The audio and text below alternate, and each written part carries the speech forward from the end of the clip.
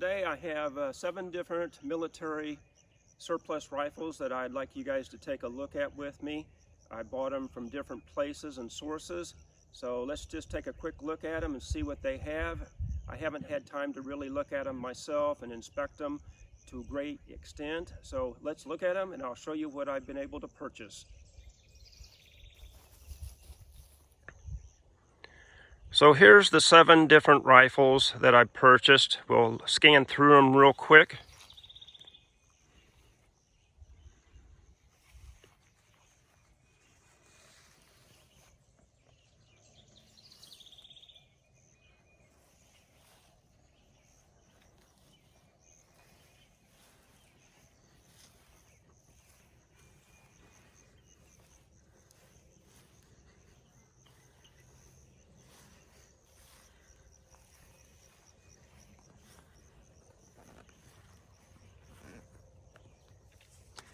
And this first one here, this is the Mosin Nagant, the M91.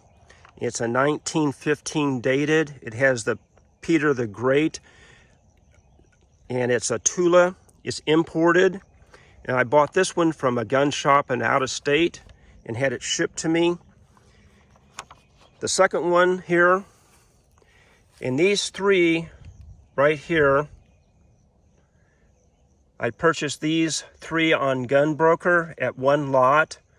So this first one is the Spanish Ovidio 7mm Mauser.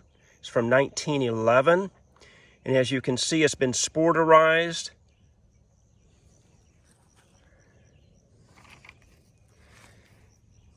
A quick look right here. Looks like they'd had a scope mounted to it and a front sight or something up there.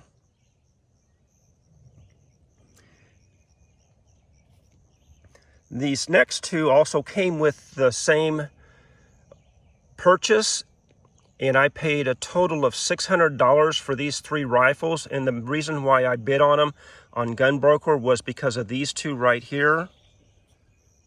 And I haven't had time to do a lot of research on them, but these are Chinese Mausers. This first one, though, it does have a split in the stock that's all the way through, which I can be able to fix that. Show you real quick the crest. In my understanding, that would be 1944 September. And overall, this looks in pretty good shape. The second Chinese Mauser, it appears to be an older manufacture date, and it is missing the upper handguard here. And the crest, or the arsenal markings, whatever's there, and it's real faint. It has 3, I can't see the other part, and there's a 0, and I do believe there's a 1. And this one does have a shot out bore in it. I mean, it's basically a smooth bore, and I don't think I want to try to shoot that. And as you can see, there's a lot of rust right here.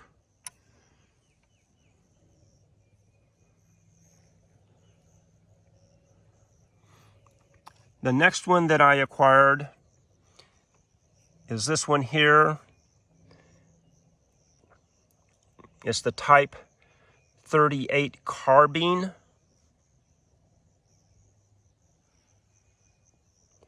And overall, it appears to be in pretty good condition also.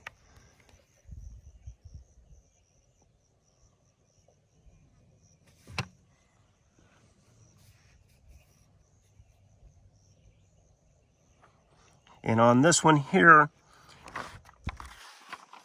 it's the 4 series. It's non-import, has matching numbers. And on this one, I paid a total of $435. The next one back is the Type 99 long rifle. It also appears to be in good condition.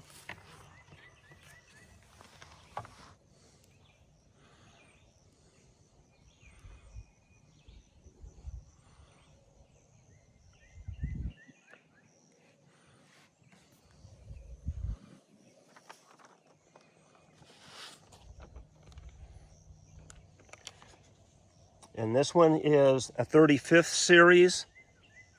No import marks. The only thing is the bolt does not match. And I paid a total of $479 on that one. This last one is the Mosin Nagant, the X Dragoon. It is a 1928. And it's an Eshvik.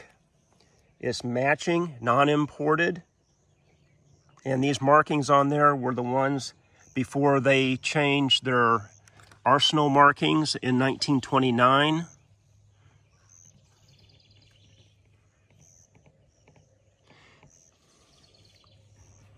And on this one, I paid $435. So I'm going to flip these over and let you take a look on the other side. But first, I'm going to be back down to this Chinese Mauser. And like I said, I haven't had time to really do a lot of research to find out who made them, which arsenal, what these markings are. This one has a marking on that side. And this other one, like I said, I'll flip them over and I'll show you. So here's what they look like on the other side when I flipped them over.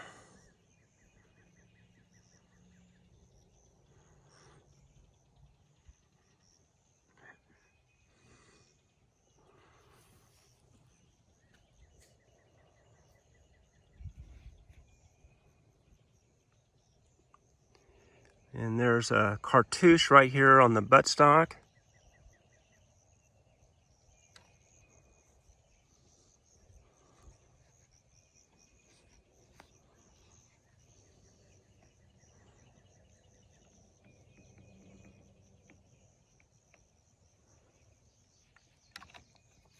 And on this Spanish Ovidio Mauser, this does appear to be the long rifle, and as I said, it's been sporterized, and it looks like somebody has cut off about 4 inches off the barrel and recrowned it. Also, it's missing the spring and the follower inside and the extractor. Otherwise, once I repair that, it should be a good shooting rifle. I don't know if I want to try to find a original stock for it or what I really want to do with it. Here's the other Chinese Mauser. It has the cartouche on the other side. Again, I've got to try to find out what these mean.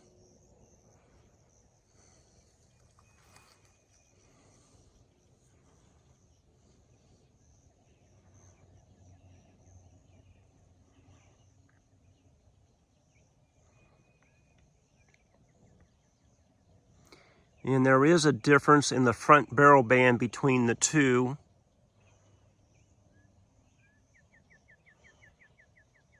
And this is the second one. You can see more pitting on this side and the rust. And I haven't pulled any of these out of the stock to check them yet. Again, like I said, there's pitting on there. As I said, this one, I'm not even going to try to shoot.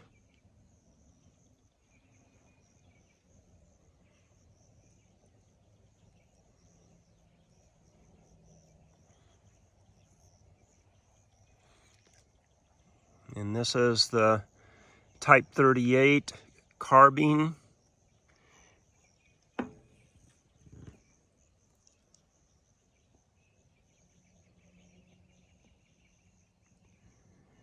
And originally when I was looking at all these all came about right about the same time frame. And on bidding on them, I had also was bidding on a Type 44 Arisaka. I really would have liked to have acquired that one. The price just climbed too high for what I wanted to pay, and so I opted out. And this is the Type 99 long rifle.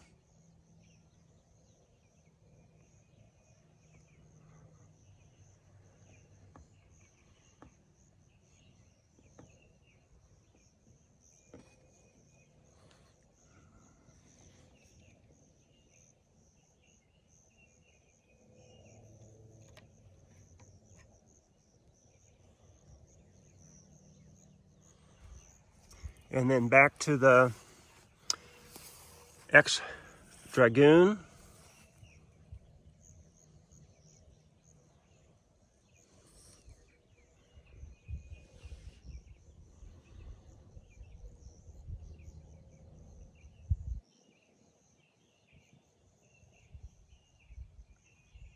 So there you have it. Bought these, acquired them, and looking forward to get them disassembled, cleaned up, and shooting them. And I'll make videos on those as I get to them.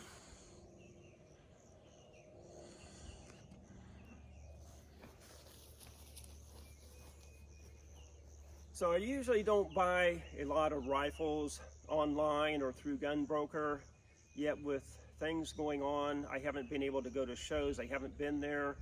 Not a lot of the shows have military surplus rifles. And for what I paid for these, and including shipping, might have been close to what I would have bought them at a shop or at a gun show with the sales tax versus me asking, say, for $50 off. So I'm happy with what I acquired. So I appreciate you guys watching. We look forward to having more videos come out on these rifles.